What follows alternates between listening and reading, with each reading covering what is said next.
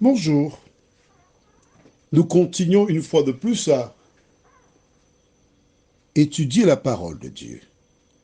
Nous lirons aujourd'hui dans le livre de Marc, chapitre 3, les versets 31 à 33. Juste avant, implorons la présence de Dieu. Seigneur, une fois de plus, nous venons vers toi afin de restaurer notre âme. Une fois de plus, nous ouvrons notre cœur à la source de la vie. Merci Seigneur. Alors que nous étudions cette série qui a un rapport avec Marie, la mère de Jésus, merci de nous aider à avoir le regard qui convient. Au nom de Jésus et pour ta gloire éternelle. Amen. Marc 3, versets 31 à 33. Survinrent sa mère et ses frères qui, se tenant dehors, l'envoyèrent appeler. La foule était assise autour de lui et on lui dit, « Voici, ta mère et tes frères sont dehors et te demandent. »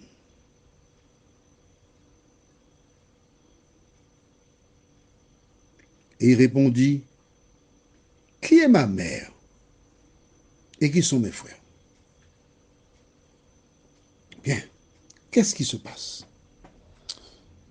Il faut que tu comprennes le contexte. Jésus devient de plus en plus populaire. Des foules le recherchent. Les sacrificateurs perdent leur aura. Des deniers, car tout le monde ne parle que de Jésus. Et cela cause problème. Jésus donne un enseignement beaucoup plus simple et abordable. Du reste, la Bible déclare que les publicains et les gens de mauvaise vie le recherchaient.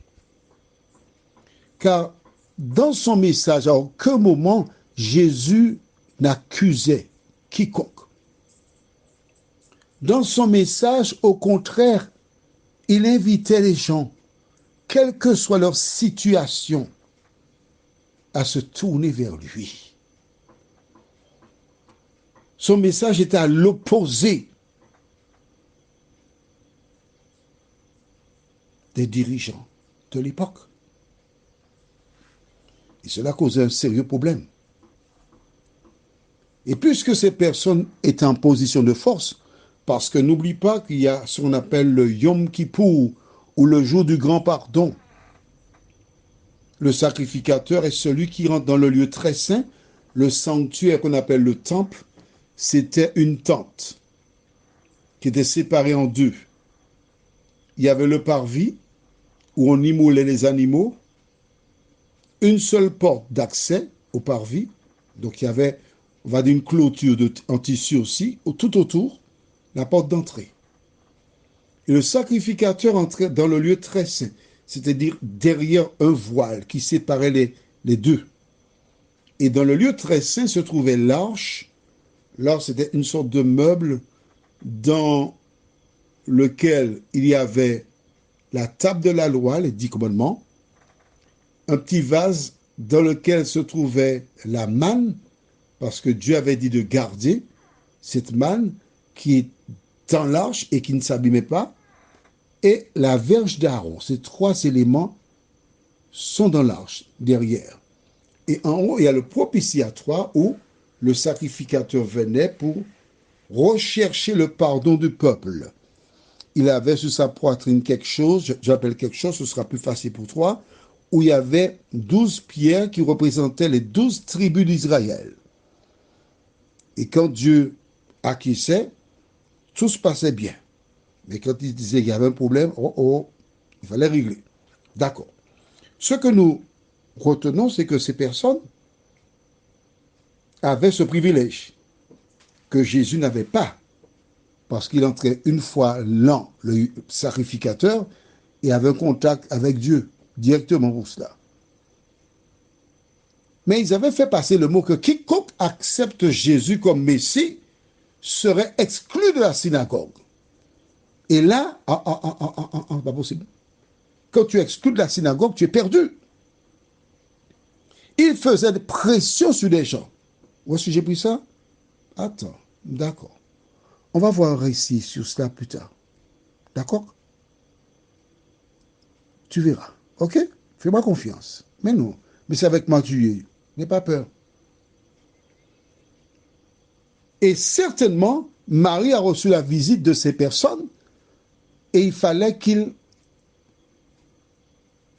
les frères de Jésus et Marie, parlent à Jésus pour le raisonner, pour qu'il arrête de semer la panique dans le peuple.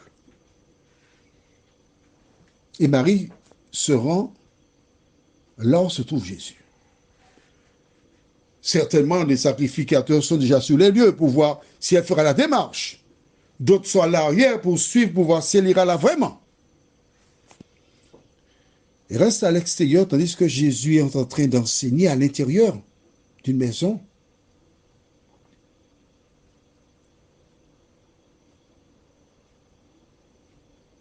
Marie envoie quelqu'un pour dire, allez m'appeler Jésus.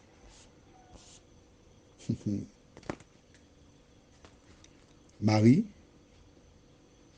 verset 31, tu relis? Survinrent sa mère et ses frères qui, se tenant dehors, l'envoyèrent appeler. Et dit à Jésus de laisser ce qu'il fait de venir. La foule, verset 32, était assise autour de lui. Il est en train d'enseigner, de conduire des personnes sur le chemin du salut. Et quand une personne vient dire quoi? Voici ta mère et tes frères sont dehors et te demandent. En clair, arrête ce que tu fais là, va rencontrer ta maman et tes frères qui sont dehors, qui t'attendent. Il y a un choix à faire. Arrêter ce qu'il fait là, ou, selon ce qu'a dit le messager, arrêter et aller vers Marie, ou continuer à faire ce qu'il fait là. Il y a un choix à faire. N'oublie pas, dans le décalogue, le 5e commandement déclare « Honore ton père et ta mère ». Maman appelle, que dois-je faire?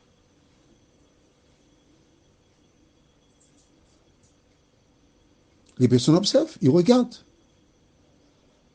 Jésus est considéré maintenant déjà comme un docteur de la loi. Que fera-t-il puisque la loi déclare « Honore ton père et ta mère ». Ta maman t'appelle, tu dois aller, logiquement. Que répond Jésus? Il répondit « Qui est ma mère et qui sont mes frères ?» Je te pose une question. Est-ce que Marie avait un pouvoir quelconque sur Jésus? Est-ce que Jésus obéissait à Marie? Alors, attends, écoute. Tu sais lire. Publiquement, ta mère et tes frères sont dehors et te demandent. Et il répondit, qui est ma mère? Et qui sont mes frères?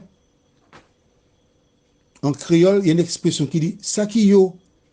Donc c'est qui moun? Qui êtes-vous?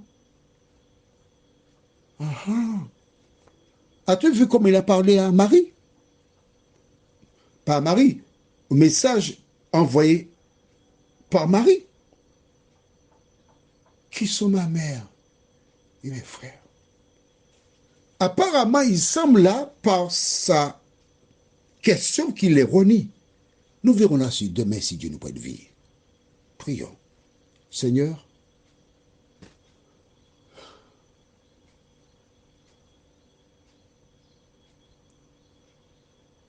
Certaines personnes imaginent que Marie avait un pouvoir sur Jésus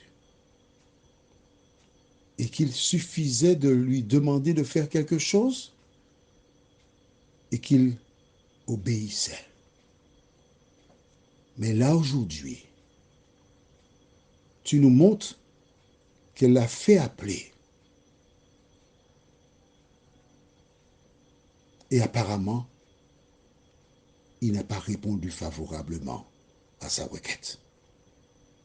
Seigneur, aide-nous à réfléchir sur ce que nous lisons. Aide-nous à analyser. Aide-nous à voir la relation entre Jésus et Marie. Depuis l'âge de 12 ans, il avait son indépendance. Et là, passé 30 ans, il s'affirme. Seigneur, nous verrons la suite demain si tu nous prêtes vie. Mais en attendant, nous comprenons que Marie n'avait aucun pouvoir sur Jésus. Merci Seigneur. Alors aide-nous à aller à toi directement. Au nom de Jésus et pour ta gloire éternelle. Amen. Relis ce que nous avons vu aujourd'hui et ne laisse personne te raconter des histoires. D'accord? Tu es trop grand pour écouter les histoires.